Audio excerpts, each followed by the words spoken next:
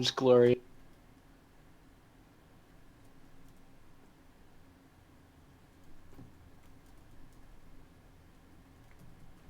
I hear it now. I heard it up until you started loading cryptic screen.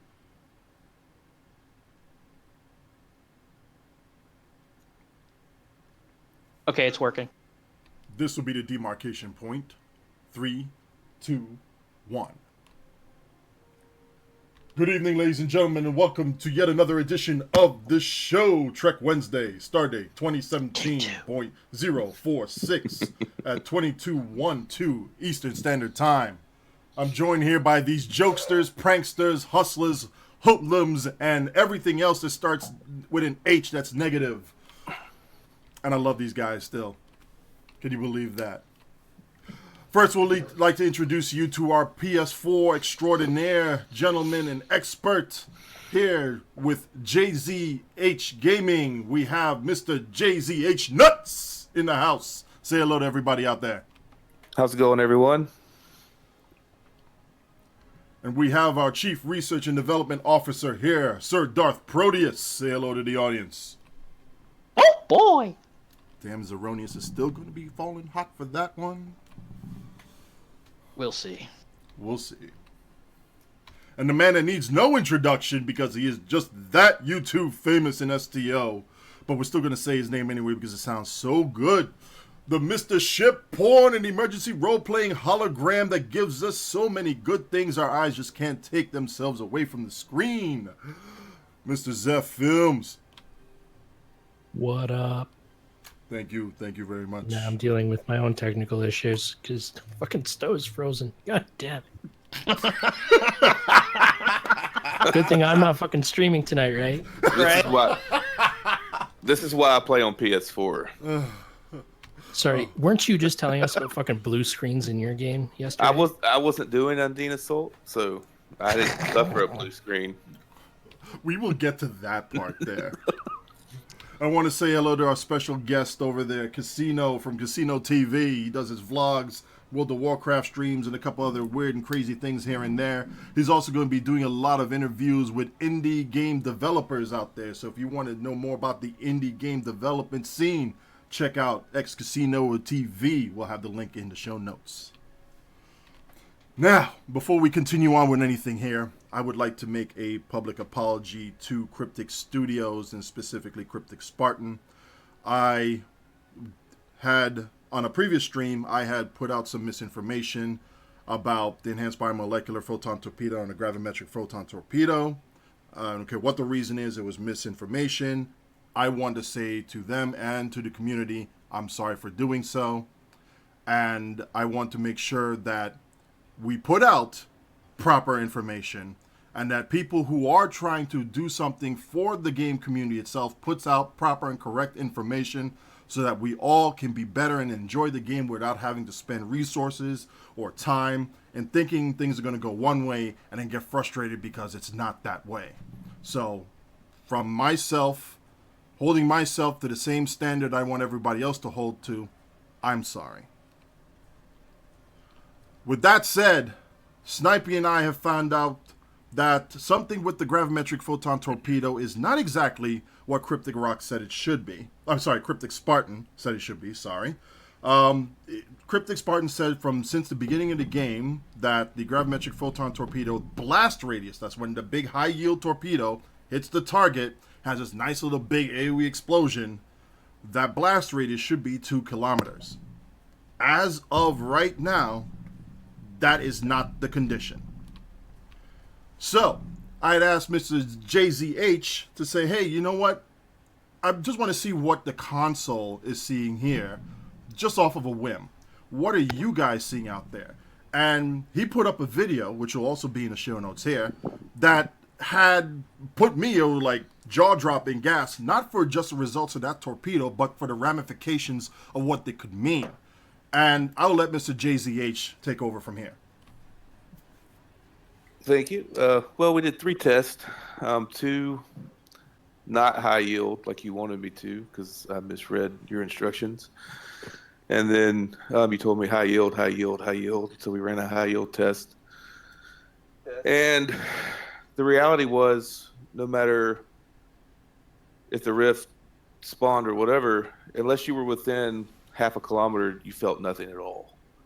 And in reality, even with high yield, it was about 0.23, I think, was where we had positive results, where torpedo was shot at my ship. One of my fleet mates was about 0.24 kilometers away from me, and he got pulled in or felt the shock wave or the explosion. We did have a couple instances where the torpedo hit my ship, and to me, it appeared that the guy who was closest to me kind of got pushed back a little bit. But to the person shooting the torpedo, they said by looking at the distance they were away from me that I was the one who moved and the other person didn't. So for us, after doing that test, even before conferring with you, based upon the tooltip, it seemed like the gravimetric torpedo just doesn't work. Maybe we didn't test it quite right. I did look at our resistances like you asked me to. The guy who was the extra, his resistances are really low. Mine are about middle of the road. So I don't think that really had anything to do with it. The guy shooting the torpedo, his control X was about 325, and his EPG is about the same. So I don't know. Those are good numbers for EPG and Control X for where we're at right now in the game. So it just seemed like it was a waste, like it was a worthless weapon, and that it doesn't work, at least how it's supposed to. And it certainly doesn't work, based upon your test, how it does on PC currently. So the big thing that immediately came to my mind is, well, if this is what's happening here with this weapon, should we start testing other things as well? Because we're not seeing a one-for-one transition from PC over to console, at least concerning this. This one could just be the anomaly, or it could just be the start of, a series of inconsistencies that we're going to have to start looking at here. Yeah, because if all that math is off, and it's not reporting correctly, dare I say the word, then what else out there is not performing properly based on the current math that we know that they're capable of? I mean, now we got to go back and look at everything that supposedly has this radius or that radius or this radius and test it all out. I know I'm going to be doing that with science because now I have to question whether or not any of that is true. Yep. Well, our biggest problem too is, we talk about a torpedo. We have a radius that's listed, or we have, a gravity well. We have a radius that's listed. We know based upon PC numbers that a gravity well with a certain amount of control X and a certain amount of EPG should do this. The problem we have on console is we don't have a parser. So we might be able to see the radius. We might be able to determine that with a complicated test together with 5 or 6 people and getting in position. But we can't test the damage numbers. We don't know. We finally got Leech, but we don't know if it's working right because we can't test it. And so what we were talking about on my show Monday night was we don't know if anything works like it's supposed to, and we have no idea how to tell beyond maybe sitting there and spending 20 hours going through a combat log, which is not going to happen, or, picking one particular cue and going piece by piece and wait 30 minutes for the cooldown and see what seems to be working or what seems to be improving our build. It's real frightening for us that we're not going to know if what you're putting out for PC is actually relevant for us at all.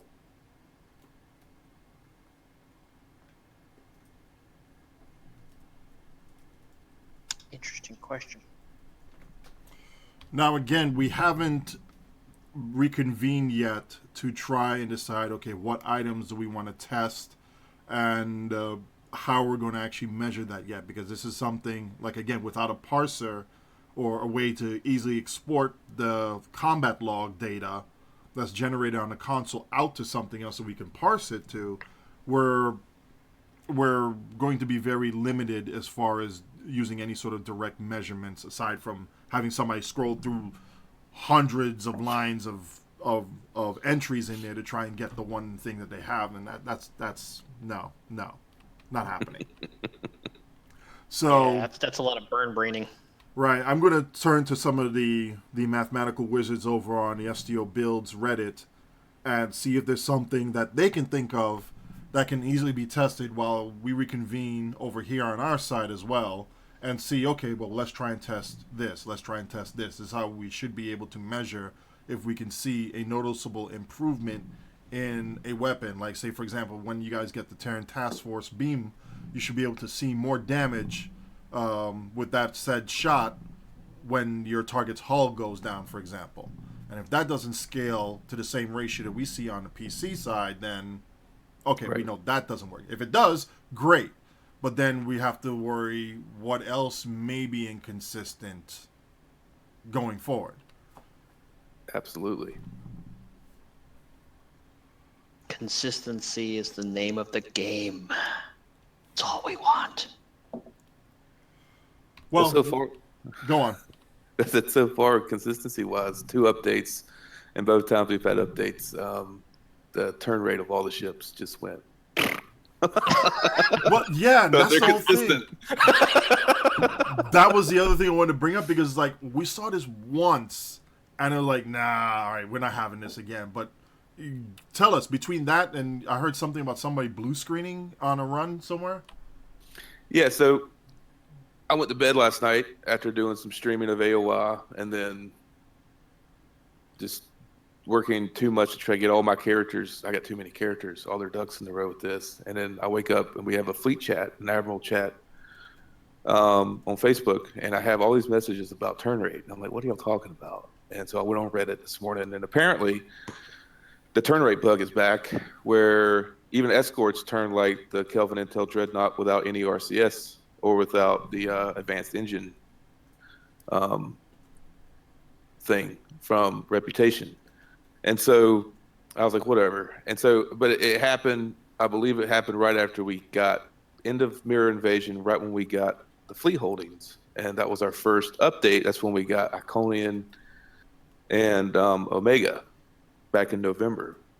And it took a while for it to get fixed. Maybe it was broken before that. And it just seemed to get worse or something. Some kind of update happened. And it got really worse, and they fixed it. And when I don't notice it because I either fly the Kelvin Intel Dread or a big ship, or I've been flying a science vessel. I've been flying the Eternal now, temporal ship, and I did kind of notice it felt sluggish. But watching Protius' video, he keeps saying it's slow, so I just assumed it was slow, and maybe it's the turn rate, whatever. But I did notice playing with some of our guys in escorts tonight that it's slow. Like they're turning like they're a Romulan Deredex. It's terrible. I mean, well, maybe not that bad, but it's bad. And it does affect the gameplay. And especially if you're an escort guy and you're used to being able to zip in and out, you can't use cannons now, period, because you can't turn. Which is fine by me. I'm a beam guy myself, but it's if this was the first time it happened, I'd be like, okay, but it's the second time it's happened, and then the blue screens with Undine Assault, it's like, okay, what's going on? And on top of that, there was like a 5-hour delay in when they were supposed to be finished with the update on the servers, and then when it actually got finished. And so our thinking is that they were able to get enough of the problems solved that they could go live, but that there's still problems somewhere on the server, either based on old code with the updates and now this code being put into it. Because a lot of things didn't quite work. Like the Terran Reputation didn't show up right away. And so and of course now they've taken the Undine Assault queues out. They're not there anymore. You can't do them. So it's interesting. And it's just, a lot of us came in, spent a lot of money, new ships, and now we're just kind of like, well, and then coupled with the torpedo test, it's It's really disconcerting. Yeah, it just sounds like a lot of the mistakes that were made in the past on the PC are rearing their ugly heads on the console. Right, they're giving us the full PC experience, so. Yeah, apparently.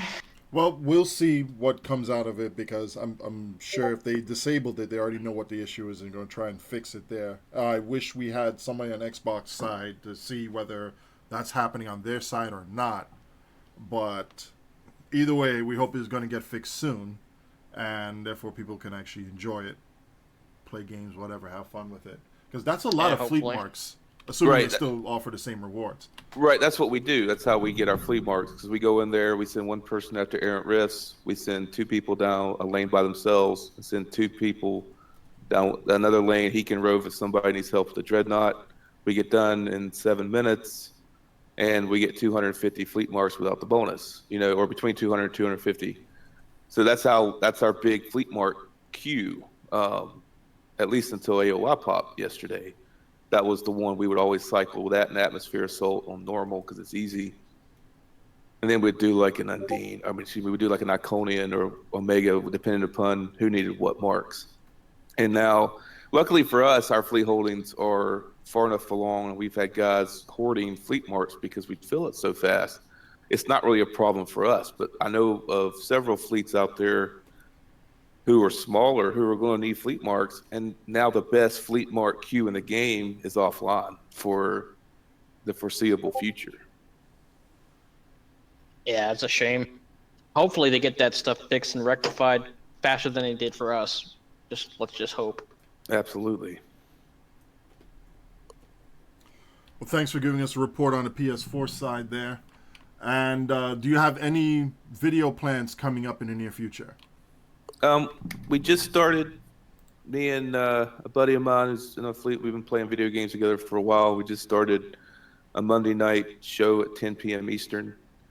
30, 45 minutes, just basically talk about what's going on PS4 and also share what we're doing with our own personal builds. It's nothing spectacular. And so far, he's still the king of reverb. We think it's a network issue, but but it's been good. We've actually had some really good discussions because we talked about this last Monday about we don't know, after this torpedo test, we don't know what's going on. And next week we plan on talking a little bit about our impressions of Agents of Yesterday, the anniversary event on console, and then what we think. I'm sure we'll discuss the turn rate problems and hunting assault and all this other stuff. We'll look forward to it. And now that we have our chief drain expert over here and a chief wannabe cheese who's replacing SOB right now as the new chief of cheesy tactics, although we'll probably come up with a better name for you as soon as we figure out exactly how you keep breaking the game. But Tankia, Hey, I don't break anything. It's all working as intended, I think. Maybe. I got his name, bro. Go for it. He is the Admiral of Catch Me Outside. You are forever banned from the show. Oh boy! Oh my gosh, really? I can't believe you just did that on air. Really? Cut. That's it. I'm done. End this. Anyway, so tell us here, Mr. High Space Elite. I'm going to drain everything for about 2 million deeps. What do you 15. think that's going to come out here? I mean, you got STO Dracula salivating left and right with that performance. So, give us your secret. Basically, the whole secret about that is understanding the main dynamic of how the game works. A lot of people kind of forget that each mob that's got shields actually has 5 different HP buffers. So you have the 4 shield facings, and then you have the hull. A lot of these drain builds, especially with the quantum phase, drop all 4 shield facings at the same time. So really, you're popping 4 body parts off at the same time when us usual, more traditional DPSers, we're either going straight for the hull or going through one shield facing and hitting the hull. So it's kind of a lot of different numbering because of that whole dynamic of how like quantum phase works, for instance, or tachyon pulse, or any of those. And is there anything specific as far as your science power that is the go-to science ability for this, or are you using a plethora of abilities and weapons to do it? For the most part, it is pretty heavily reliant on the quantum phase set and just piling on as much Drain X as you can. Much Aux power, much Drain X, just everything into it. Like right now, I have my Nebula up in space with 4 DrainX consoles from the Crenham Research Facility, which is the double DrainX, and I have the temporal disentanglement.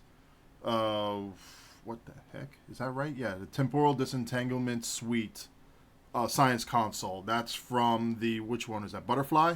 Yeah. Yeah. So if I wanted to ID that, I should probably get another Drain X times 2 and, round off that joke.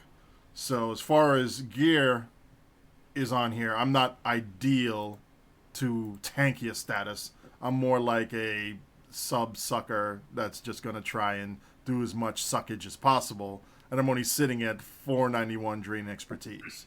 Whoa, bro. This is a family show. Quit talking about all that sucking. But, Astro's watching, and he needs something to listen to. True. We got to cater to our audience. Exactly.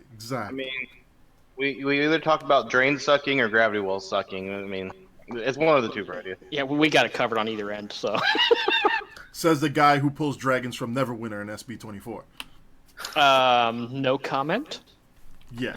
Anyway, back to the main point. So you're looking at the quantum phase set itself. Yes. And with that would have the Torpedo, which does, under spread, does a very nice AoE drain from the main target, mind you, 4 kilometers from the main target. And, hold on a second. Yeah. And then in the actual 3-piece set bonus, what do we have here that's working for you? The one thing that works really well, and a lot of us kind of know about it, is that the 3-piece set gives you a weird version of a lance. It gives you a pulsing lance. And we all kind of know that lances will actually get the proc from the plasmonic leech console. The way this lance basically works is it shoots off like 10 pulses, so you get 10 shots of drain. And with my setup, I get somewhere like, just from the 3-piece, it gives me 9.1 power levels per pulse. And then my leech will also give me another 6.9. So every time I get a pulse, I'm draining for basically 16 power levels. That's why in that video that's been going around, the queen pretty much just turns off.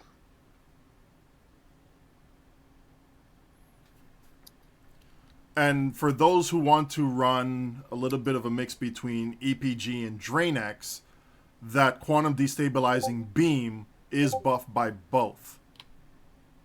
And it also does phaser damage. And you also get things like drain infection to proc off of it, and a couple other goodies. So between the combination of that, along with what science abilities are you using in order to be able to pull this off? Science-wise, as of right now, it's pretty simple. I'm dancing Tachyon 2 and 3, Tachyon Beam 2 and 3. I'm running both of the relevant tachyon traits, so improved tachyon beam and the tachyon dispersal. And then rounding out the actual science abilities is just Tychon's 3. I mean, it's nothing super duper out of this world cheesy. It's just, that's how it works. The main thing is just kind of, I found, is I'm running a lot of not meta items on this ship. For instance, I'm running the 2-piece Terran Task Force set, the deflector and the warp core. I'm running the 2-piece Jim Hadar set, the engines and the shield. Um, I'm running the 2-piece Nukara weapon set, the console and the mines in the back. Why the 2-piece Nukara? The 2-piece Nukara because the console gives you 21.7 drain expertise, and then the 2-piece gives you another 17.8. Nice. Yeah. The one little gem I found actually that it's kind of the weird one, but I'm running the old Nebula's Tachyon detection grid console. It does absolutely nothing in PvE. What? Zero. Well, all it does is it lights up invisible targets and gives you a little bit more accuracy.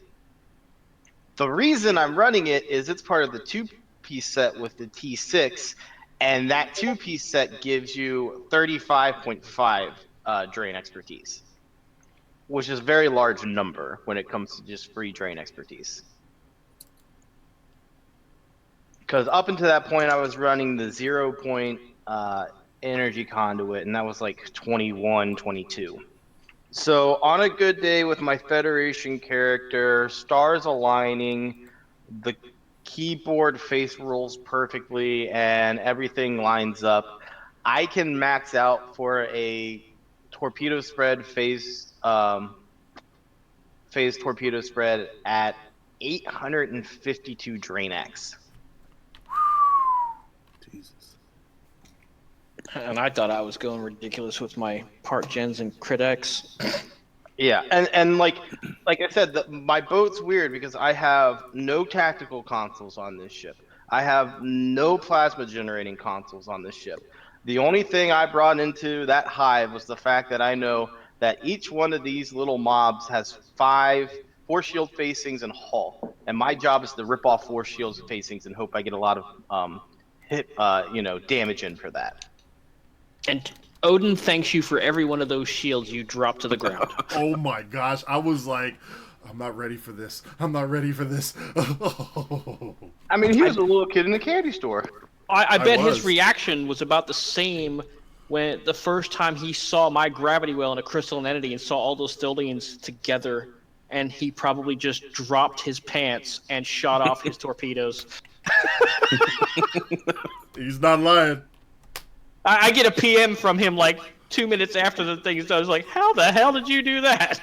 And that is when Protius and I became friends. Correct.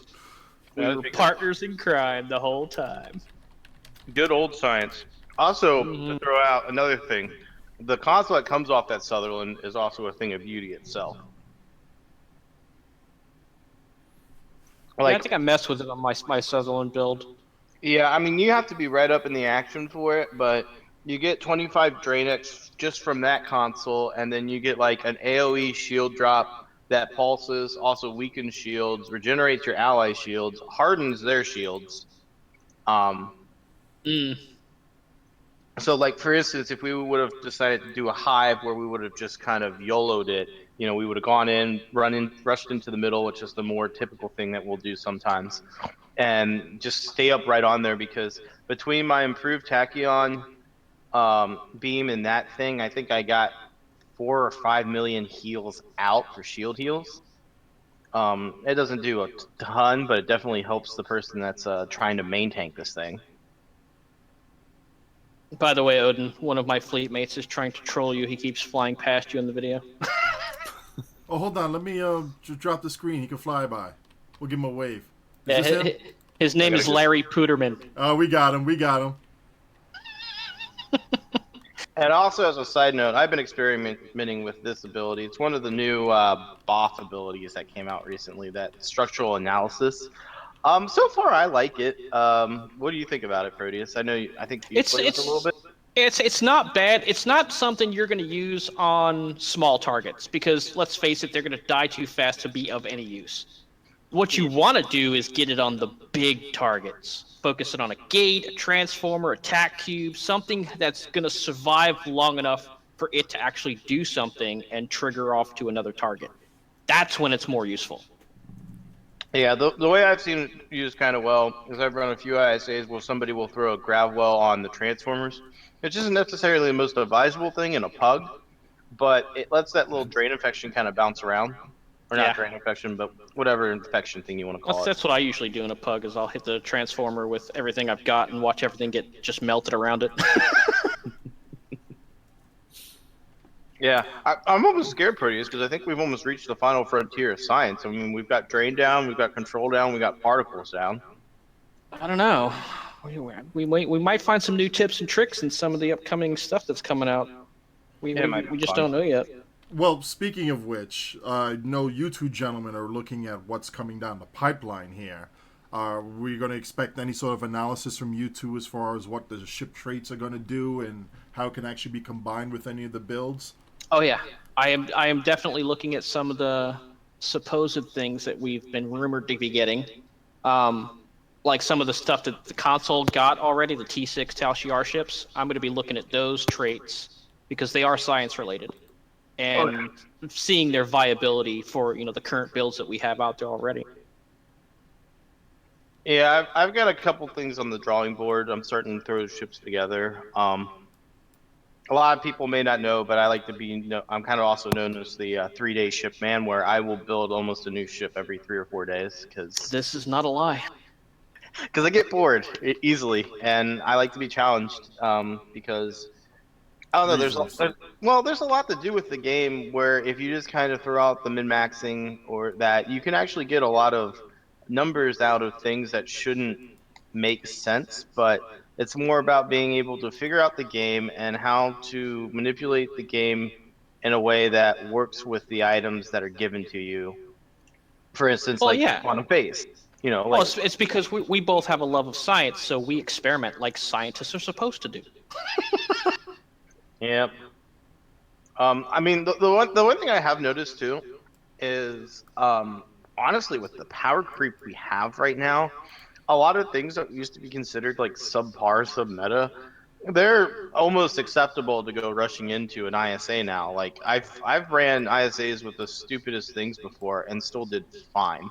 Oh yeah, it's all about your knowledge of the game itself. The more you know, and the more you know how things interact with each other, the better you can do with it. I mean, you can't take a day one player and throw them into a feedback pulse tank build on a Psi-Audi and tell them to go do 200k. It's not going to happen. Why not? Because they don't know what they're doing. Because they're not familiar with the build. They don't know how to fly the ship. It's important keys to being able to do DPS is how much knowledge you have about your ship and what all of your abilities do together. What works with what doesn't work with what. I mean, that's the key to it. Well, and it's even more fundamental than that. It's just the timing too. Like a lot of people just like to spam skills. They don't necessarily, hold back, a 2-minute cooldown item. They'll blow it at a weird time. I mean, keybinds themselves. I wouldn't say I was adamantly against keybinds, but I want to see how far I could do by just, pressing the buttons. And on basically the meta Psi-Audi that everybody's been running for the better part of 2 months now, I think I capped out at 150. And I was running 3 to 4 ISAs a day, trying to get above that number. I think 155 was my absolute limit. I put together a simple keybind from Astro's video that showed up on it, and it was all of I think I have 3 buffs on this bind, 4 buffs. And within my next 3 runs using just that simple keybind was 165, 185, 202. That was the difference, was not having to sit there and try to hit 16 buttons, because we've all seen it. We've hit buttons, and there is sometimes a delay on those activations. And don't tell me. Yeah, Yeah, and I hate that, especially when something you're activating, you're waiting for it to go through, then you have to go over there and click it. Yeah, so like the binds basically just eliminate that problem because instead of having to click it, you can just repetitively hit the same button, which is our little, span space bar joke. Yep. But, a lot of us will bind those things to space bar and it's good. It definitely helps and I've seen a drastic improvement. I mean, it's not like I don't pilot or fly my ships any different. It's literally I hit one button instead of trying to hit like eight because I use a gamepad and a Razer Naga mouse, and I've got buttons for days, and I can hit every weird key combination, and sometimes they just don't go.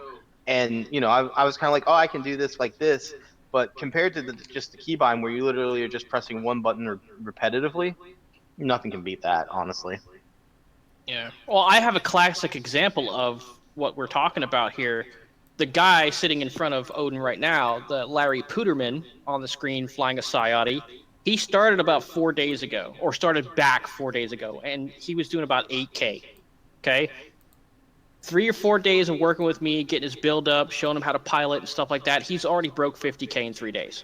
So it literally is the knowledge you have about what you're doing, how you're doing it, all your timing. It comes down to that. You could have the best gear in the world, but if you don't know what you're doing with it, you're going to do bad. And he's up to 50K, so there's my proof.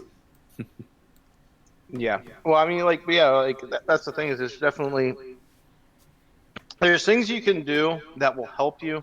That it's not even like just skill based. It's literally just quality of life based.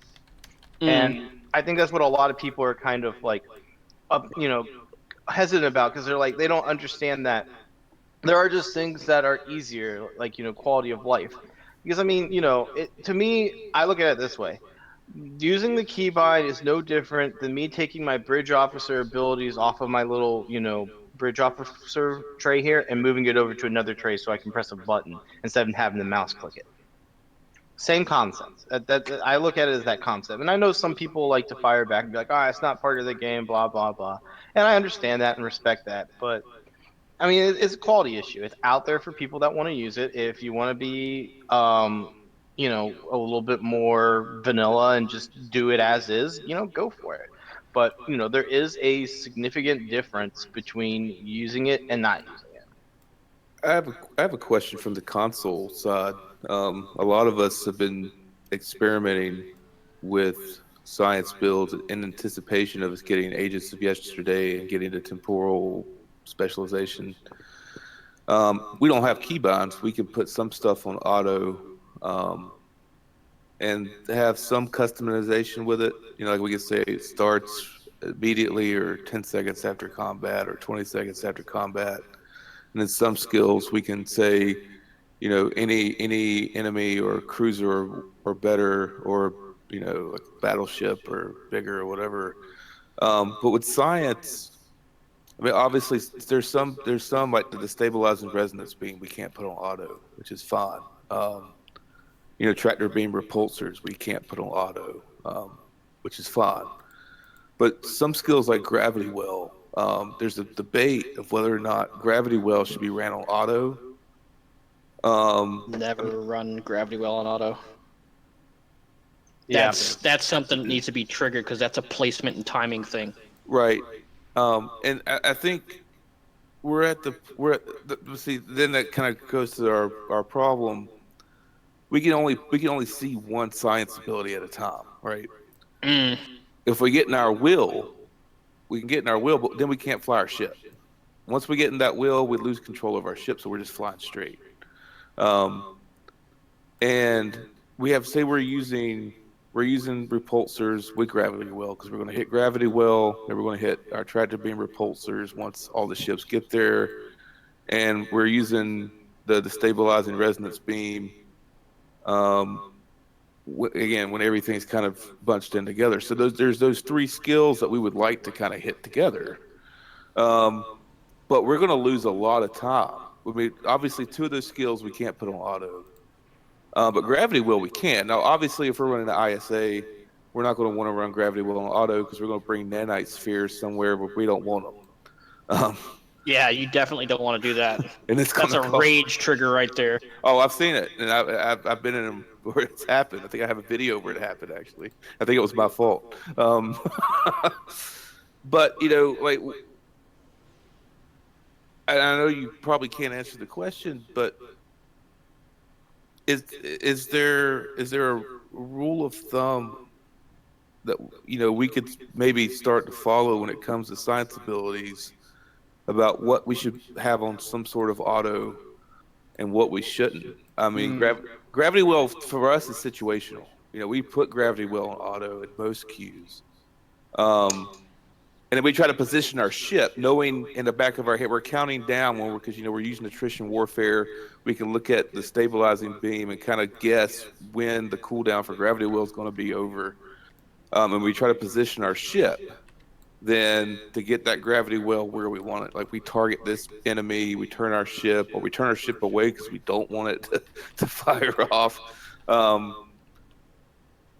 I think for console, it's where science builds are really fun, but we kind of struggle in the timing of certain things because it's just so hard for us to hit the right buttons and we can't keybind. Yeah, that's the thing you're gonna have to look at on console, and it's gonna have to be a case by case basis. But basically, for the science side of things, what you want to look at on your abilities is look at the stuff that needs to be up constantly as soon as it's off cooldown. Stuff like Fire at Will or some of your temporal abilities, maybe some of your debuffs that need to be up constantly no matter what, and put all of those on auto fire. So as soon as they're available, boom, they're up and running and stuff like that. Because with Fire at Will on the science build, you don't really need to hit it at certain times. Right. It's more there to proc your secondary effects and things of that nature. So having that up on an auto fire isn't a bad thing. Same thing with like the Torp spread and the chemo. You can keep that up and on constantly on fire, but most of your situationals, like your gravity wells, your subspace vortex, your anti-time entanglement singularity, those are going to have to be manually fired unless they come up with a way for you to bind one button on your PlayStation with a whole tray worth of stuff like we can do on a PC. Gotcha. Yeah, I mean, my general rule of thumb with like binds or any automation thing is if it's an ability that's going to end up having a target, don't do it. Because 9 out of 10 times you're going to need that ability, whether it's a heal or a debuff or something, and you're going to have blown it on something accidentally. Gotcha. For the most part, I would say anything that was just kind of a constant up, so your Fire at Will, your attack patterns, tack teams, things like that, those are a-okay to go on binds or automation. Things like a torpedo spread or something, I personally keep that off because to me that's almost like another like gravity well where there's a time you're gonna see a big juicy target of a bunch of spears or something, and you just hear Odin in the distance screaming mine, like, and just flying at full. So like I mean that's typically my rule of thumb is that if the ability is gonna have a target on the other end, don't do it. If it's just a buff for you, I mean, even things like hazard emitters and stuff, you could probably put on automation. I know I just use hazard emitters more of a like damage resistance buff than an actual heal these days. Right. So like things like that are okay. For console, I would say probably since you guys have that awkwardness with the science thing, especially if you're doing arranged runs really often. You guys might need to start adopting what we did with ISAs a while back, where we used to call out abilities on when we were going to use them at certain points. So, for instance, I would use my tack fleet at the very beginning of the run. Protius would use, if he is on a tack tune, would use his tack fleet the next time it was up on like the left side of ISA. Odin would then do it on the right, as the time would go out. And we would actually call out when we were going to blow these abilities because, A, we didn't want to stack it up, but then B, at least we know somebody is going to be designated to do that. So, like, for a CCA, if you guys are running on there, if one person will just be the gravity well holder, you guys will be golden. But as long as you know you have one person doing it, because I mean, like, it's nice that it's cool it is to see 3 or 4 gravity wells firing off. It doesn't really help anything because one of them's going to beat out the rest. Yep. Right. And then you get into a tug of war. Me and Tanky have done that before. It's kind of fun. We actually do that though, and that's one thing we learned when we were running Hive Elite was, you know, we could, once we had at least 4 people with Iconian for, you know, 4 piece, we could keep that Radiant up constantly. You know, we could keep Tac Fleet up constantly because we had 1 Science tune and everybody was 4 Tac guys, so we could keep Tac Fleet up constantly, and which is probably why we had a 7-minute run. And so I think we're getting that coordination, and most of us, a lot of us who are now doing experimenting with science builds, we're beamboat guys, either escorts or cruisers. So we have adapted to like the tactical side of it, and where we might need to throw, you know, we don't really throw that much in tactical. We just do Fire at Will 3, attack pattern beta, and attack team 1. But we've learned to adapt to the wheel and the auto abilities and make sure, you know, and I'm sure we'll get there with science. It's just awkward. I mean, for us, we're still learning science, and so on top of just learning science, we're also having to learn new abilities and how they correlate. And now we have temporal, where everything kind of, you have to get entropy to take away entropy and all this. It's not as hard as it seems. No, it's not. I think I read one Reddit post and I had it and I figured it out. And I was like, okay, I want this ability to go first and I want this ability to go next. But we're getting there. One thing I wish we did have was a full stat sheet. You know, watching Odin go through his stats, you know, you can see how much EPG you have, Control X, and all this other stuff. All we can see is our crit severity, crit chance, accuracy, our resistances, our turn rate, and our EPS. And for beamboats, that's kind of okay. But for a science boat, yeah. you know, we could, you know, because of the trait you get when you hit level 15, for example, in science, we know how much EPG we have because it tells you. You just multiply it. That 35.5, you know, you have 355 EPG at that moment. But Control X, we have to add it all up, or Drain, we have to add it all up.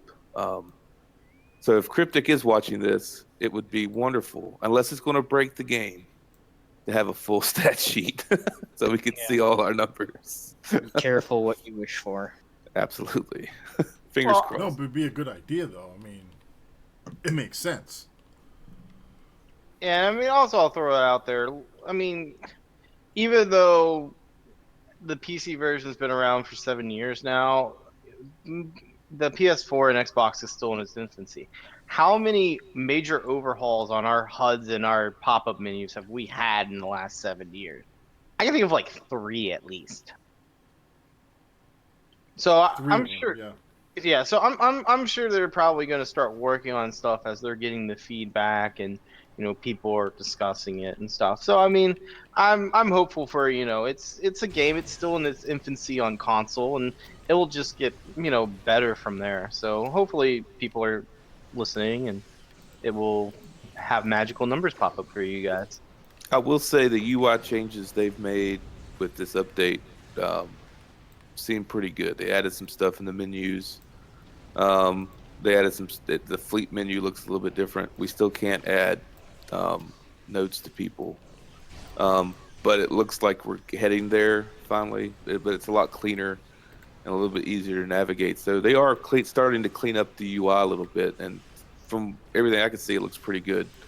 Except the queue menu looks it's a little small because they have the featured queues and these big pictures, and you can see like 2 or 3 queues at a time. But it's getting there, and they're doing a good job. Minus the issues on the technical side, it's starting to look a lot better and feel a lot better. Well, that's a good thing. Yeah, I mean, it's going to take time. Like anything that's new, even when we get stuff, it's going to be, we get new things, and it takes a little bit of time for it to get aired out. I mean, we had what was the menu that we got when it came out that it was all buggy? Was it the Doth one or the Admiralty? One of those. The Admiralty one. Yeah, the Admiralty Yeah. was Oh, buggy as hell. Admiralty. Shush you. I think that's a way of saying "cash me outside." Right? Ain't my fault. Fun stuff.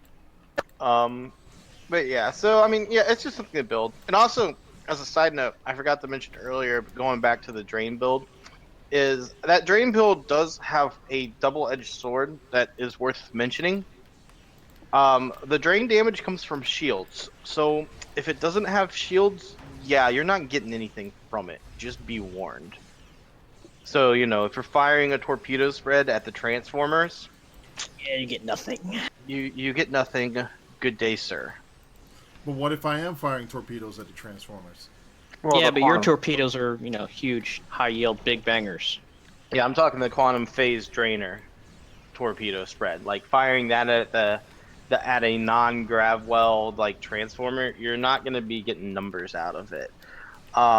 Realistically, in the past, let's call it 3 months, I've been more about building ships for instances than building ships for overall usefulness.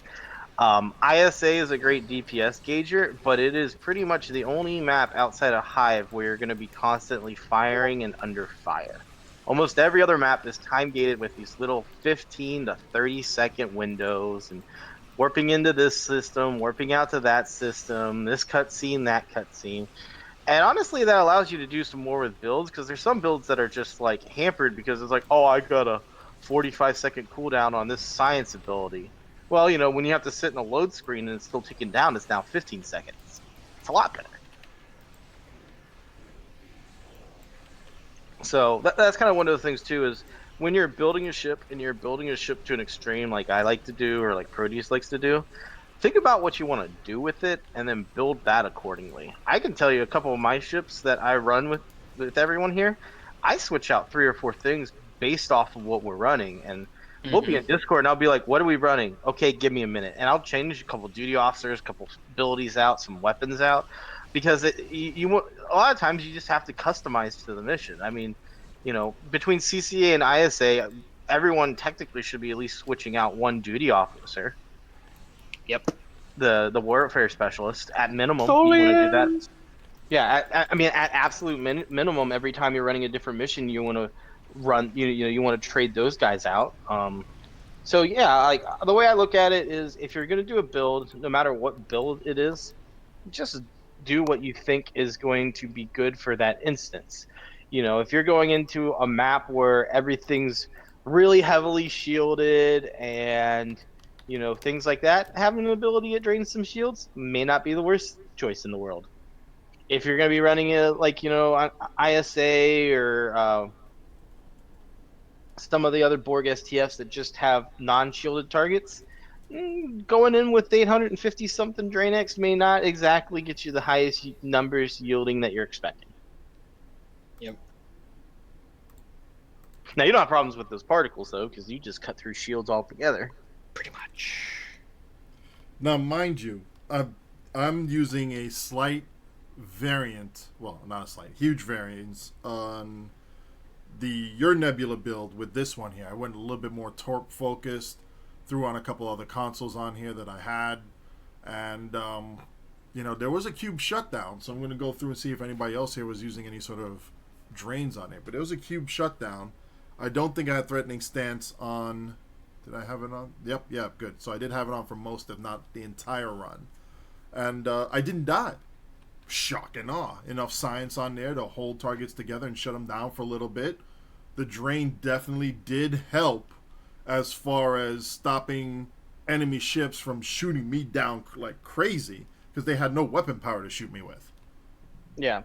And to build on that, and this is going to be the elephant in the room, and it's... Oh, God, I was going to say it, but yeah, you're right. You're the one who did this. You should say it. So, the one thing with this drain build, and it might upset some of your friends, especially your tanking friends that love to use Feedback Pulse. Feedback Pulse is only as good as your enemy ship's weapon power, and when they don't have any weapon power, Yeah. Like nobody would ever troll SOB with that, now would they? So basically you're saying this is the kind of a build that you would shit in people's Cheerios over. You would not be making friends for somebody trying to go like a 300k and a Psy. You would definitely not be making friends. I mean, they're still going to be doing good, and a lot of it depends on speed. I mean, we ran what? We ran one. I was running the drain boat. I think it was like a week ago, and we had what 4 people over 100k, and I was at like 60k with the drain boat. Mm-hmm. But it was like a minute 35. Yeah, it was a quick ass run. Like I mean, we've done the math. There's only so much DPS to go around. We'd rather see 4 people almost standing even with meta type builds than one person sitting up at 300-400. 2 of the people running were tanks, but they were reasonably what the other builds were and your science build were damage wise. So it was a pretty good spread, but that is going to be one of those things. Is a lot of people like to team build, and a lot of people like to try to set things up. And if you're wanting to be a drain guy and your best friend is a feedback pulse tanker that needs feedback pulse to get everything, every ounce of damage extra they can, they may be seeing low numbers. So what you're saying is this is more of a pug life build. Yeah, this is more of a pug life build or more of a specialty build. Since I like run with you and Odin and stuff, tanking isn't as important. The 3 of us don't really run tanks as much unless we have to. I mean, Hive, you kind of need a tank. So, if you're running a Hive, you're pretty much stuck if you're going to run a drain boat. The tank is just going to have to accept they're not going to be breaking any records. But honestly, I think with all the power creep and all the things we've had added into the game, I'm more interested in seeing how team speeds run versus how individual players' damage does. Because I mean, we know we can stack up a team, buff and debuff the crap out of a target, and Odin can do 2, 3, 400k. We've done it. We know how to do it. Everybody knows it's possible. We've seen videos and blah blah blah. What's cool is seeing a group of people sit down and face roll CCA in 20 seconds. Face roll an ISA in under a minute, going left to right. Not doing I face rolled a CCA in 20 seconds by myself. Yeah, but what I'm saying is like I'm more impressed by the speed that we can do on an instance versus the damage, because then it gives you an actual gauge for some of these time gated missions, because like some of these stages can take a couple minutes, but it's like, okay, we know that each time gate is going to be a minute, say like the one with the Enterprise J. It's got 3 reset cutscenes, right? They're about a minute. So we know right there it's going to be at least 3 minutes onto that run. What else can we cut off from there? And then to me, that shows how effective a team can be if you can clear it in 5 minutes when everyone else is doing it in 7 to 8. That to me gives you a little bit better gauge of how the team is performing, and also just how the team is able to listen to instructions, because you can take as much DPS into some of these missions as you want, but if you're not willing to hit the F key to interact with some of the things, you're not passing the mission. That's not helping anyone. That's where we're at on console. We talked about this last time I was on. We don't have a parser, so we can't see if somebody's running 150, 200K. But we do know that we have a team that can go into Hive Elite and do it in 7 minutes. And so everything that we do is totally centered around how quick can our team clear this. And of course, a lot of things are time gated, but how quick, Protius brought it up. How quick can we clear ISA? How quick can we clear CCA? How quick can we clear Hive Elite? Our next goal for Hive Elite is to break 5 minutes once we have upgrade weekend and we start getting our builds kind of where we've been wanting to get them for the past couple of months. So that's where we're at on console. And it's kind of, I said it 2 weeks ago, but it's refreshing to hear somebody on PC saying the same thing, because that's what we want to hear. And that's the kind of stuff that we're looking for, the kind of tips we don't need tips for 250k DPS because we're never going to know if we hit it. And I could take my beamboat and go shoot at the gateway and ISA while everybody else runs around and does their thing, and just pop up numbers on the screen, for however long it is. But so we have to gauge everything that we do on console by how quick our team can clear something. So. Yeah, I mean, I'll be honest. I've played a couple other MMOs, and that's how we've had to do it on whether it's on PC or console or whatever. We've had to gauge our effectiveness based off of did this raid take 20 minutes? Did it take 15 minutes? Did it take the full 30 minutes? So I don't think that's anything weird to think of. I don't think it's bad to think of that. And honestly, um, to me, it eliminates this whole kind of elitist mentality where people are like, no, you have to do this and you have to do this and you have to do GPS. Whatever. It's an MMO. Sometimes it's nice to have a healer. Like my drain boat technically is also a heal boat. I'm dishing out 20 to 30,000 heals per second in some of these runs that we're doing just because of how the improved tachyon beam works. So I would say my boat's more of a support boat / heal boat than it is just a shield stripper. It serves two purposes. It's more of kind of like a priest almost in that sense. Right. So when it comes to running things, it's fine. In console, we've got the term that none of us like to hear, and there's always grunts and it's caused drama. But the nannies, which are usually boats that are support boats that are built damaged poorly to help boost an individual player. I mean, some people take it to real extremes, but that's also very common in other games. I can't tell you. I mean, Odin plays WoW.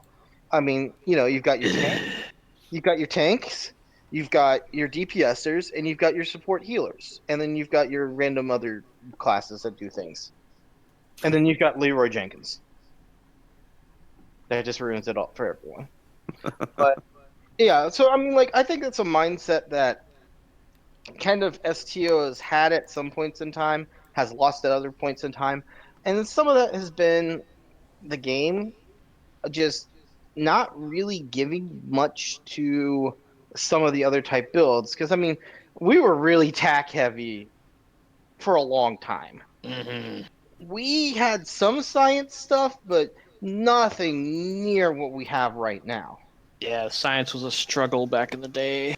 I mean, with temporal coming out and all that stuff, they have been spoon feeding us science, and I'm not mad at it. But I'd like to see engineering get a little bit of love, maybe. I mean, they got some love, but I don't know. I think it's interesting. Yeah, they didn't get a lot, and there's some of the ones that are weird too, where we've had some missions where it's like it'd be like, oh, it'd be really nice if the target we had to defend we could just heal, because then all of a sudden a dedicated healer would have a purpose.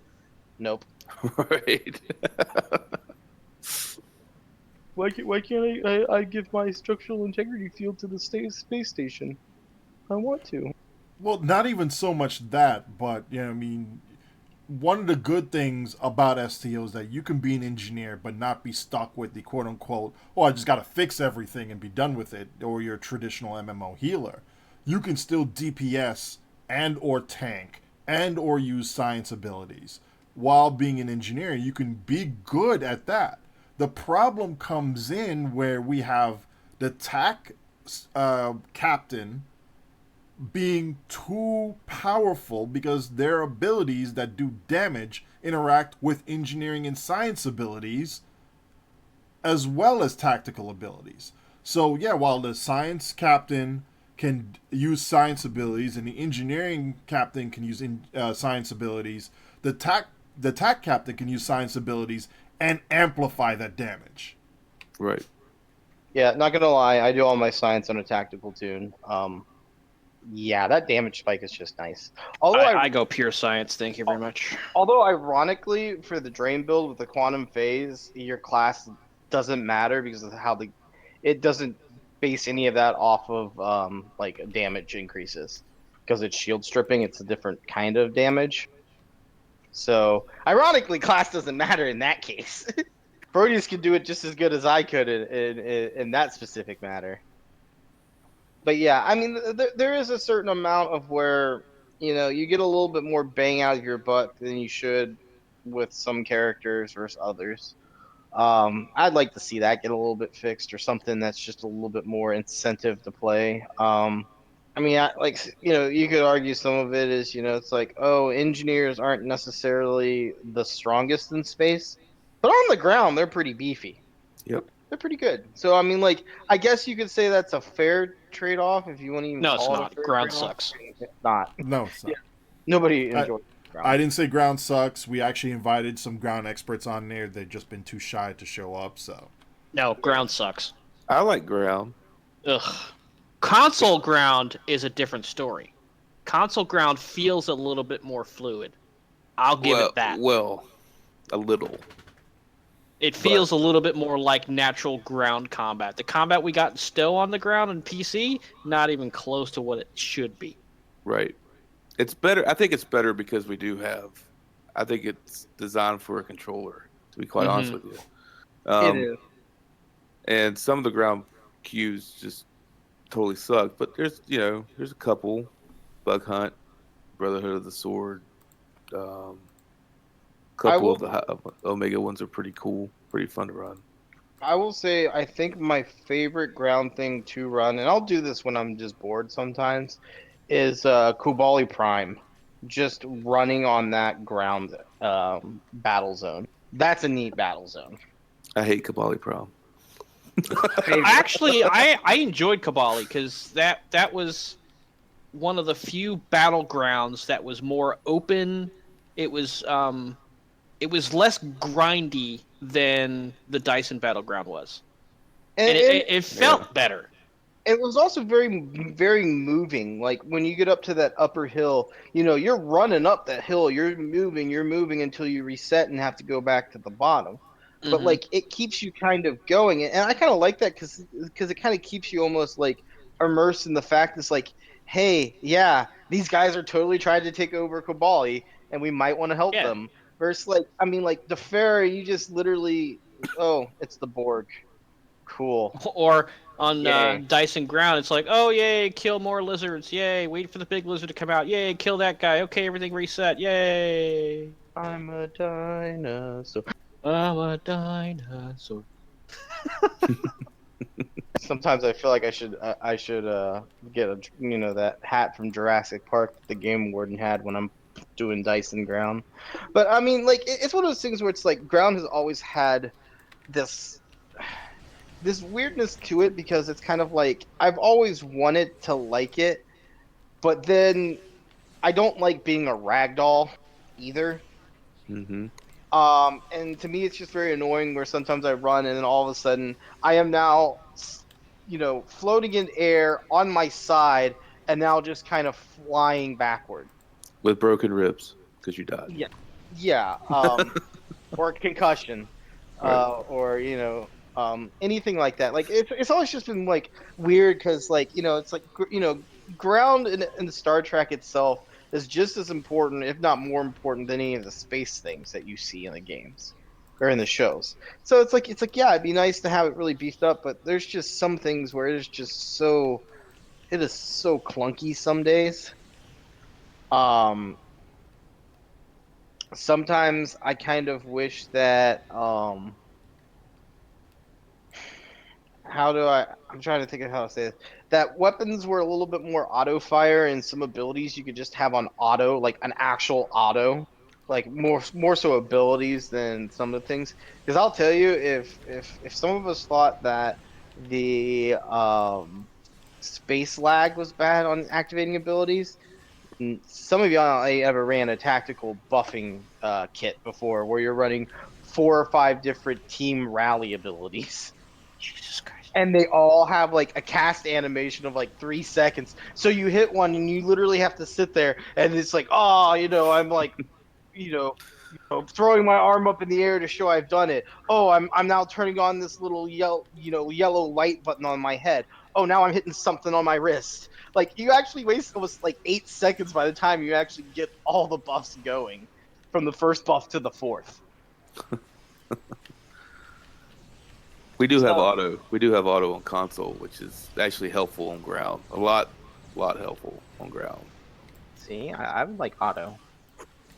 You guys, that's something that's good. That goes back to that quality of life thing we talked about. Right. Speaking of quality of life, and while we are on the subject of science, I have a little announcement for some people. Apparently, there is a few, let's say, false gods of Stowe that are spreading some bad poo-poo on certain DOFs that you should have absolutely gotta buy because it's what's needed for this type of build. And I'm here to tell you they're wrong. Okay? I'm The also DOF here to tell you it wasn't me. Yeah, it wasn't Odin. The DOF in question, okay?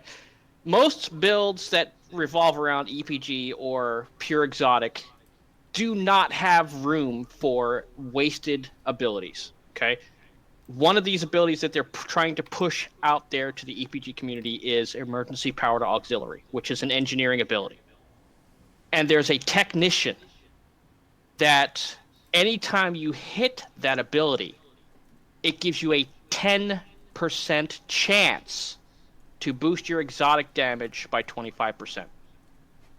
So on average, in a fast 2-minute run, given cooldowns and globals, you might have 2 opportunities to get a 10% chance to proc this ability. It is absolute garbage. Do not fall for it. Do not spend your money on it. It's not worth the effort because the ability itself, Emergency Power to Aux, has no room or no place in a pure exotic build. It doesn't. So don't get fooled. Don't let the false gods try to lead you into buying their crap and let them control a market because they've already bought up all the cheap ones. Don't do it. Don't get fooled. But I thought that, having high aux on a science ship is great, especially if you have Nucara Offensive, because then that'll give you even more damage, right? Yeah, high aux is definitely a good thing. But if you're running a science build, you're going to max out your aux power anyway. And 99% of the time, you're probably capped with all the abilities and stuff you've already got on your ship. There is no room for this emergency power to aux and this false DOF that they say you need to have. There's no room for it. It's an absolute wasted slot of an ability because you could have aux to Sif in there. You could have emergency power to engines, with most science ships really do need, is that extra speed boost. It's just a waste. And since you're not running things like attrition warfare, because most science builds aren't using threat, they're trying to avoid it. You need DOFs in there that will reduce your science ability cooldowns, like deflector officers or the gravimetric scientist that reduces the cooldown on your exotic abilities every time you hit a gravity well. Those are the kind of DOFs you need in there, not this garbage DOF. I'm sorry. Question. I am running attrition warfare on my science build. And I am running 3 deflector officers and a gravimetric scientist. You see that as a problem, running attrition warfare? I don't. Well, I haven't. if you can take the threat, if you could take the threat, then all more power to you. But Okay. I don't want the threat in ISA. Right. Trust me on that one. And you could probably get away with running 2 deflector officers and 1 gravimetric. Because the odds are that third one is never going to be useful. Gotcha. Look, Spencer showed up. Exactly. We'd like to say hello to our chief of cheesy tactics, who decided to broadcast all of the stuff that he keeps peddling out there, the universal dynamic power redistributor module, so he could get rich, so he could spam spacebar and get good more often, right? Our chief of cheesy tactics, Captain SOB, welcome back to the show. Why, hello. And how did you know that that's what I wanted to, give an announcement about? Because you put it in DPS After Dark, and I moused over it for you for all the other people out there to see it. Yes, this is a wonderful console that is out of the new lockbox, the undiscovered one on PC. It's mislabeled on the exchange. It's named Whole Ionization Module. instead of that dynamic power thing. Romulan and KDF can get it very cheap, and it's a really good console.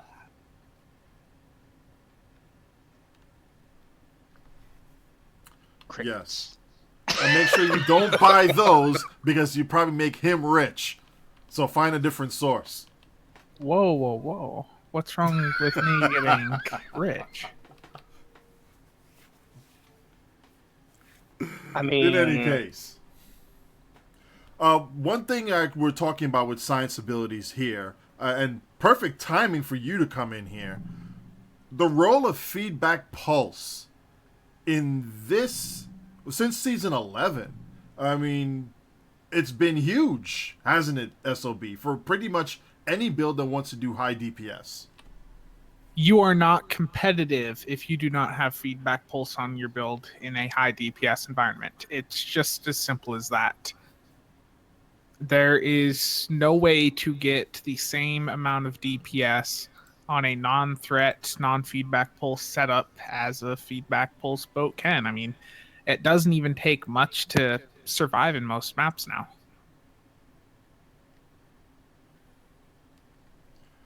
And high feedback pulse, high EPG with feedback pulse by itself isn't enough, is it?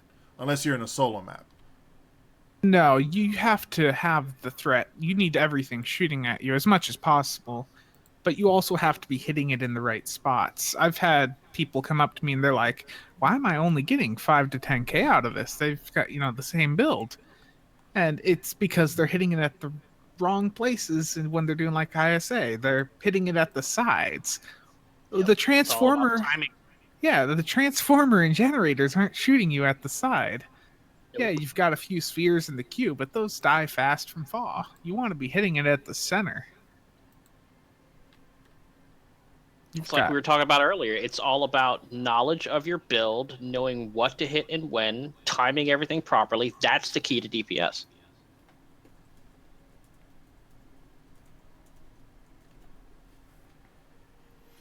So where have you been, Spencer? Oh, I know. I've got this stuff in real life that, keeps you busy. Even on a Wednesday night? Yeah.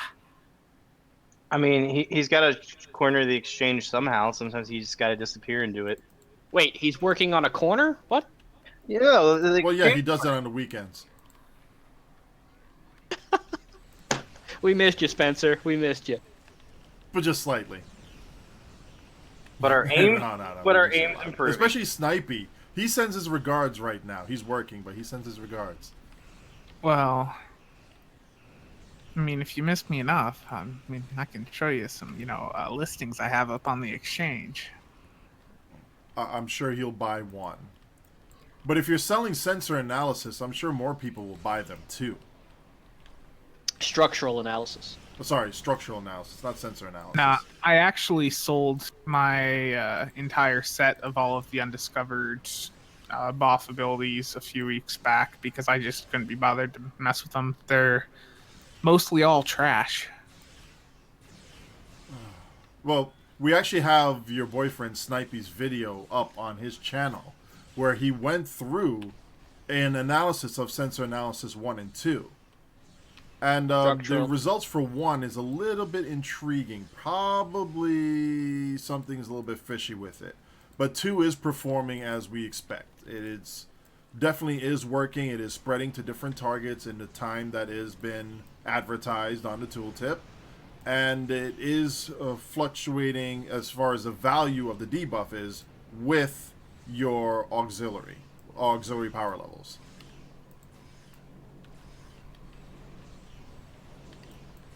So what I'm hearing is it's overperforming and needs to be nerfed. No, something with SA1 is a little bit off. SA2 is definitely performing well, and don't nerf me, bro. Yeah, SA2, I can confirm right now, does fluctuate a great deal with your aux abilities. Yeah, what is actually wrong with SA1, we don't know. But we're having the math wizards look at the numbers there and see exactly what's happening with it. So anything else aside from peddling wares you have to bring to us, SOB? Have you guys talked about pulse phasers at all in depth? Not yet. Not yet. Would you but like to know what, elaborate? If you want to go for it. Okay, so I'll link a random one in chat for you. If you want to look at the proc or show it on the stream. Pulse phasers do not beat crafted phasers with the pen modifier. They're also not beating crafted disruptors. I've heard a lot of people saying that they will beat the crafted phasers, or, with pen, because that plus 10 resistance will somehow be significant to your survivability. And I can say that that is not true at all. Wait, was this another one of those false gods spreading poo-poo information? I don't have the time to waste watching those crap streams. I have better things to do with my time. But the only reason you want to get pulse phasers is if you want the visual, basically. And at that point, you have to remember that the difference between any weapon type is only going to be a few percent. And that's more noticeable the more DPS you're doing. So these beams are perfectly fine if you want to use them. Just don't expect to set any records with them. Yeah, if they you're do not look good. Yeah, if you're not min-maxing and trying to be on top of the board where Spencer is currently, then pick whatever color you want. Just make sure that you synergize everything with your build. Don't just put a bunch of phasers on there and then run with anti-proton consoles. That's just not going to work. I just want to question one of the things you just said. Hmm. I'm trying? No, I said you're on top of the board. I said you're on top of the board like Spencer. Terrible.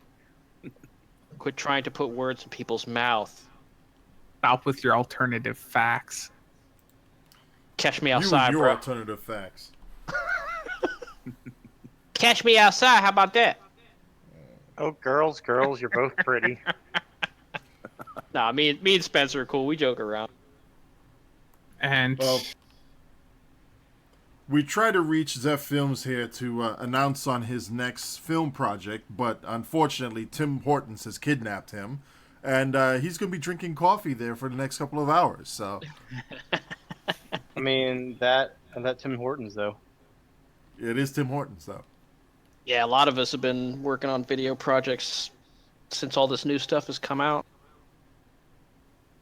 have you guys covered the traits at all for these undiscovered lockbox ships? Mm-mm. They're going to be running tests for it and be ready for it by next week. And if you wanted to divulge your results as well, save it for then. Oh. Terrible. Yes, we are. That's why we get good and spam spacebar. Or unless you're using Torp's manual fire, please, and thank you very much. I have my Torp on my build being manually fired, so... A Torp, which I'm proud of you. Very proud of you. Actually, you've used 3 different torpedoes within the course of a year. I actually have a science build that has multiple torpedoes on it. It's just... I don't fly that boat often. I need to get in it again to try to do some more stuff in CCA, though. Ooh, I haven't done this one in CCA yet. Oh, the joy. Oh, and if you're about to do a CCA, invite me first. All right, let me leave this queue. Oh, I want to go. one other nice thing I wanted to mention that I've picked up when I was looking at the exchange a few days ago, and I've noticed over the last few weeks, is if you're a Romulan character, you can get the Romulan Superior Operative, or well, Superior Romulan Operative Bridge Officers very cheap now.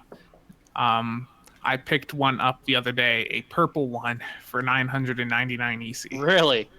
Yeah. Wow. The That's remins are still expensive, though. That's a pretty good deal. Yeah, and those are Romulan only, so just keep that in mind. Yeah, there's still like 6 billion plus on console, at least on PS4. I X'd up, Marshall. What's up? What's the deal? He asked for a zine on next. Oh, if we're gonna do a Starbase 24 next, we got this. Yeah, please try and keep the dragons out of this one. I'll try. I'll try. No, he'll pull the dragons in here, and then I'll drain them for mana, and it will be fine. We got this. We got this. We are science professionals. Well, no, Odin, you have to do the Starbase 24 solo to show just how challenging the map is, you know? It shows how good your ship is against that map that a tier 1 ship could solo.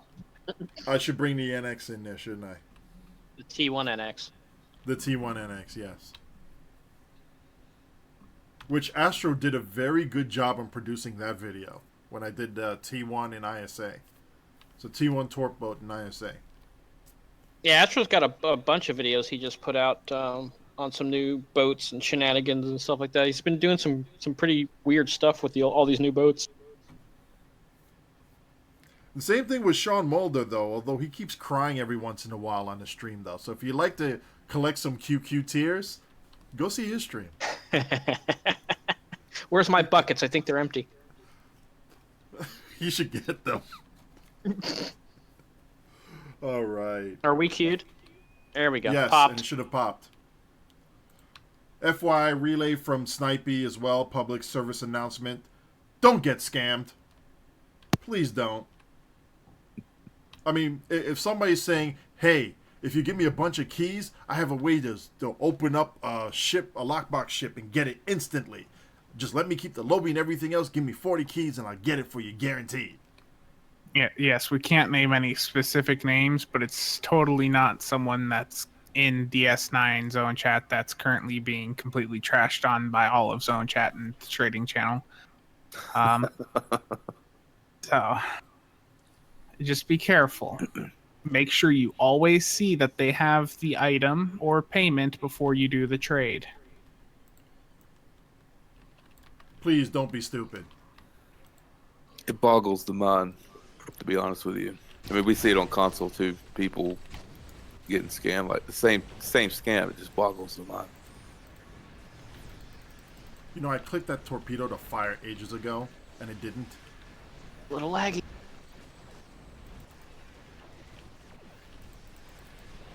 You know, we do need a CCE, though. Because this is just nuts. No pulse. That first place though. Yeah, I'm not used to getting second place, though, so good job, congratulations. And oh, look at that. Clean sweep. Mm-hmm. And dude, why you, like, low health? Seriously. Who, me? Yeah, you. I have to hug this entity to get this console to work. So do I. I've got to be right up in its face. And I just didn't want to hit any heals. I was bored. Just popped 252 on that 155, 124. Yep. Well, you got recursive 3 on your ship, didn't you? Nope. No, I'm impressed. Yeah, I'm not running it either. My highest CCA record has no recursive on it whatsoever. What was my heals out? Your heals out was 532k. Nice. It's not bad. Yeah, Jate May in chat there. I had something happen with my first fleet. We got it up to, it was about a month from being at tier 5, and the fleet leader restricted store access from everyone that didn't have at least 1 million contributed to the starbase, not the other holdings, just the starbase. So a bunch of people left. That was not fun. Wow. That was All right, nice. we're going to do this SB24 and wrap things up. Zeph, you back from Tim Hortons yet? I've been here the entire time. Where's my damn coffee? You motherfuckers just They talk hijacked you way for this too long. They fucking should at much. least give you a damn coffee for me. Well, I need to hop off here. It was nice being on, and I hope you all have fun in that Starbase 24. I hear it's a very challenging map. It is extremely challenging. I don't know if we can finish it without you, man. And remember to buy the whole ionization console packs off the exchange. I'm out. Chief Ferengi officer. What a Ferengi. Yeah, you need to change his name to Chief Ferengi. Ambassador of the Ferengi Consortium. That's what it is.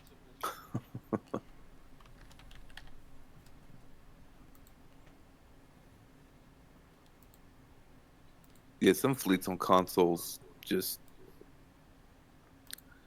I hear horror stories all the time about this guy in chat on the YouTube chat. Just only people who can buy like the top 2 ranks in the fleet, and it doesn't matter how much you donate. It's ridiculous. Oh, screw. We have a little bit of an entry point where you have to donate so much to get access to the store, but it's so low that anybody who comes in and donates, a bunch of DOFs and some fleet marks, they can basically get access to the stores. Right. What we do is we have a 2-week probationary period just to make sure you're actually going to play the game. And as long as we see you online, like just once or twice in that 2-week period, you get a bump to Ensign, which is rank 2, and you can buy from the stores as long as we have provisions. Because I know that you have to have fleet credits to be able to buy anything to begin with. So it means you did donate something, unless, of course, you came in from another fleet.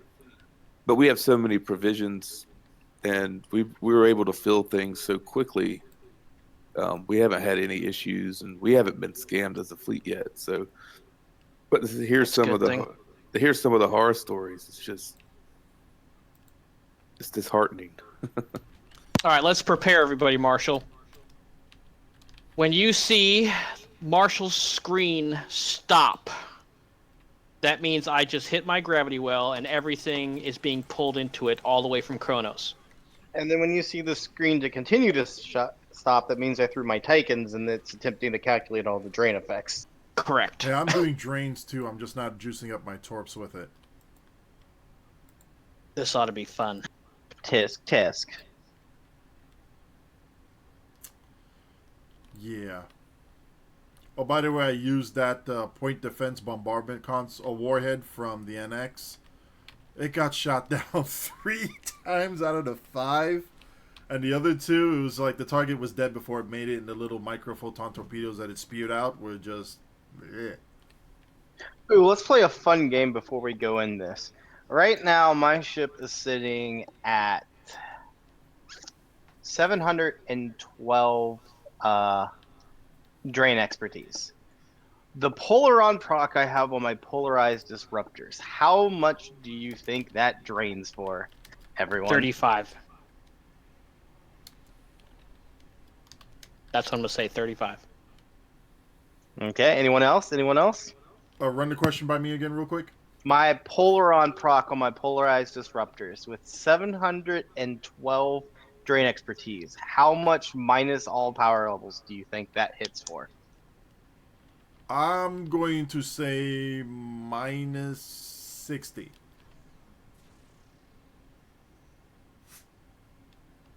Negative 114. Damn. What? Damn. Dude, the guy who Jeez. started that thread on the ARC forums about the Polaron Kool-Aid drain build will probably be worshiping you and building an altar in your name because of what you just did. Yeah, and that's only at like 712. If I go up to 850, it gets like 120, 130, something like that. It's stupid. Fun, but stupid. But yeah, that's how much that drains for at that levels. All right, Marshall, let's rock this. All right, we're getting the last call.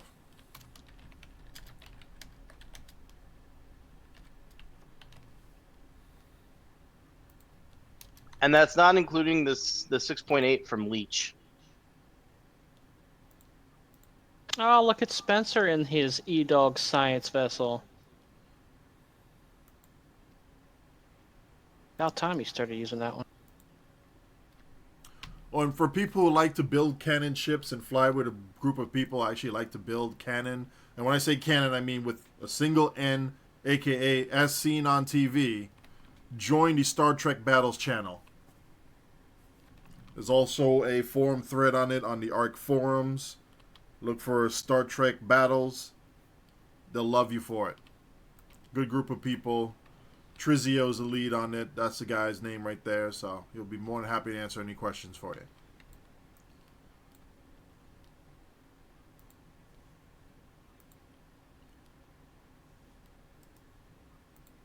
I think I got Mr. Saw Boulevard and just in here. We should be good.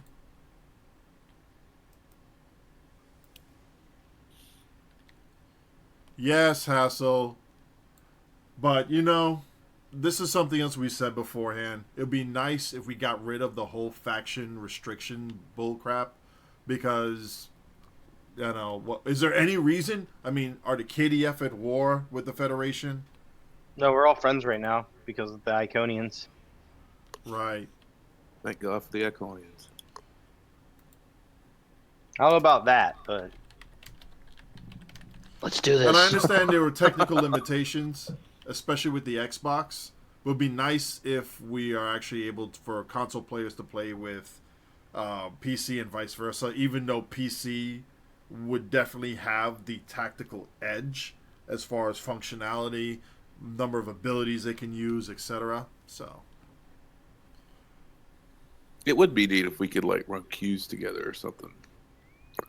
Yeah, it's long overdue. one day we'll get there, my friends. When that day comes, I'll be playing Mass Effect Andromeda. 4. I will likely still be playing Pokemon. We all have our vices. I'm just glad we're finally catching up a little bit with PC now that we're with Agents of Yesterday and Artifacts expansion. So Yeah, Versus- I mean, the problem the console had is we've had 7 years of content, and they can't necessarily dump 7 years of content right on your guys' head. no. So, Well, I'll be honest. This dump that happened yesterday of season 11 and 11.5 with an anniversary event with the temporal agent event. Excuse me. It's a little overwhelming. You know, with 3 new reputations to do, and it's a lot. It's a lot to take care of all at once. Not that we're complaining, of course, but Yeah, once we clear out this 50, then you guys will see some real sciencey shenanigans. so I should do a full screen here, Proteus.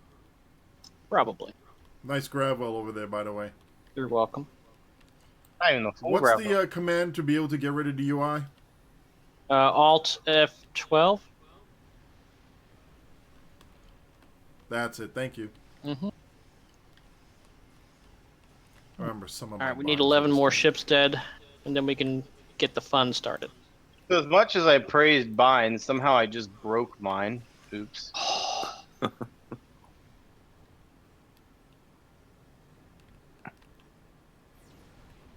I wish we could do that on console too. We could turn off the UI.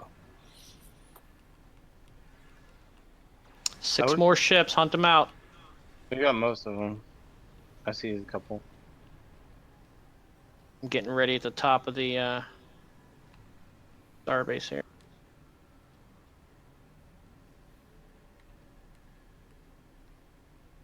Yeah, everybody's prepping right now. We might have See to wait for a fighters spawn coming in. No, there's a bunch underneath the thing that Oh, is there? the other people are getting. Yeah, Gotcha. head back up. Hang on, I'll go. Yeah, there's a couple birds of prey and stuff down low. Okay, waiting for Protius to throw this well, and I'm gonna throw the Titans. Man, imagine how scary it's got to be getting sucked into a black hole and have no power. Right. Dude, I remember first time playing this, and I was in SB24 trying to get first place and struggling. And there were like so many ships, and there weren't that many good people. I'm like, what the heck just happened here? All right, here we go. And then Where's all my this victim? happened.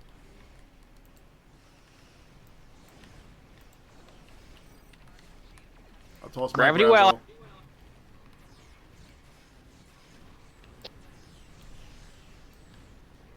Oh man, FPS went up big time. Where are they? I don't see They're them. melting. I don't see them at all. I literally I turn off the UI and all I see is just silhouettes of the ships. We melted them. That's just wrong on so many levels. That was badass. glorious. Like I can't even target anything. I don't see them. They're just not there. That's badass. You killed one. Death Blossom. Comes another gravity well. Hey Odin, have you ever done Death Blossom with torpedoes before? Yes. Isn't it fun? Tychon's in his out. And Ernest has done the Last Starfighter with torpedoes. That's the Death Blossom. Well, yeah, I mean, but the whole Last Starfighter looking with the Death Blossom. Oh, like, gotcha. Yeah.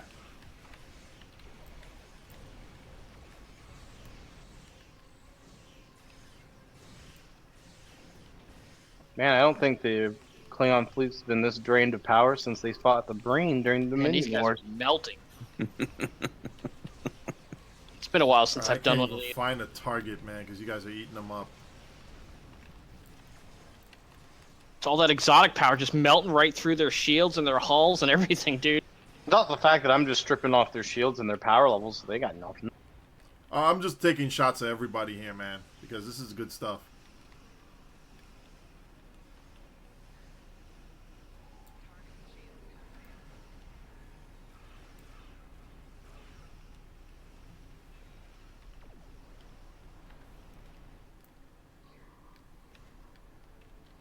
Alright, heading to the back, kill the bonus. Yep. Whoa, got some weird lag there. Yeah, that was a little laggy. Define a little.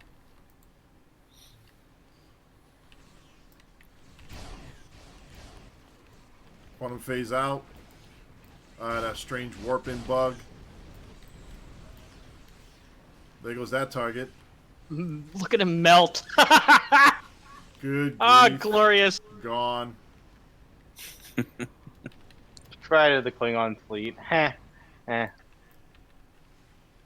I do like this bulwark that's wearing the temporal shield. That's how I have mine set up. Pride of the Klingon junkyard, more like it. That Klingon fleet was about as effective as a gravimetric torpedo on PS4. Oh! Burn! Shots fired. Wow. Good times, good times. Hey, but we got Leech. So something happened over the past 2 At weeks. least we got Leech. Don't know if it works. We got it. Alright, if you haven't warped out, line up for a beauty shot. Where are you? Conga line? I see. Over to the starbase. Let me go fly over with my purple ship. Alright, I am over the top of the starbase.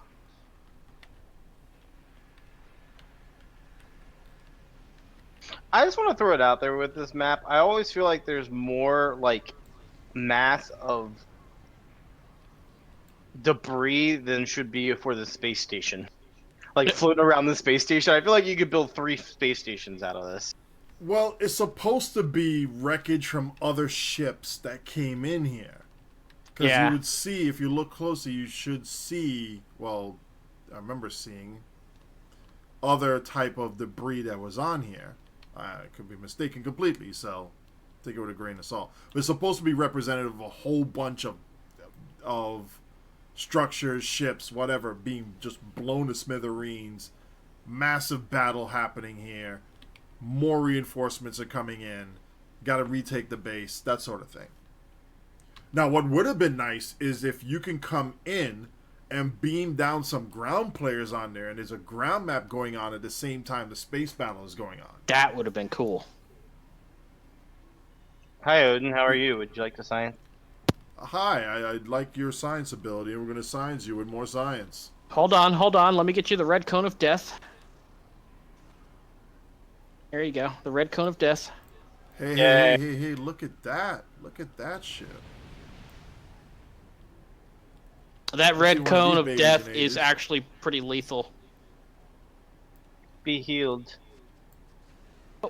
We're getting pulled out. No. It's like we're Nice leaving. ambassador class right there. T6 Vesta is Vesta. Whatevs. Zeph, what type of projects you got coming down the pipeline? Nothing at the moment. Crickets. Oh, you don't want to talk about it. He doesn't want to talk about He pushed a button. I saw him push a button. Yeah, I said nothing at the moment. And we got nothing.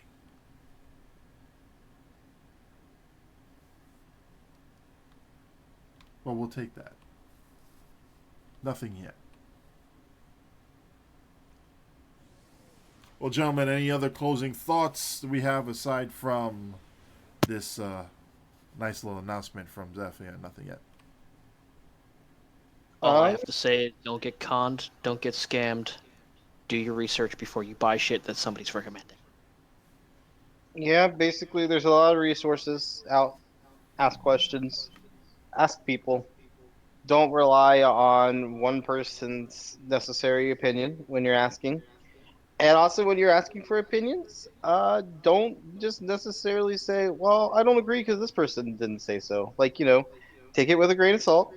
Sit down and think about it because not everyone understands everything about the game. And I know me and Proteus, we've built science ships and we didn't even expect them to do as well as they did. This drain build, I did not expect it to do this well. Honestly. Yeah, I didn't expect my exotic build to do this well either. Like, I thought I was going to do good. I didn't think I was going to do, like, numbers good. Don't be afraid to play how you want to play. And make sure that, especially if you're on console, you try different things. Don't just go by the quote-unquote meta that we have from PC. Test, experiment, see what works for you, and have fun. Don't worry about, don't make this a job. Just have fun. Keep it a game.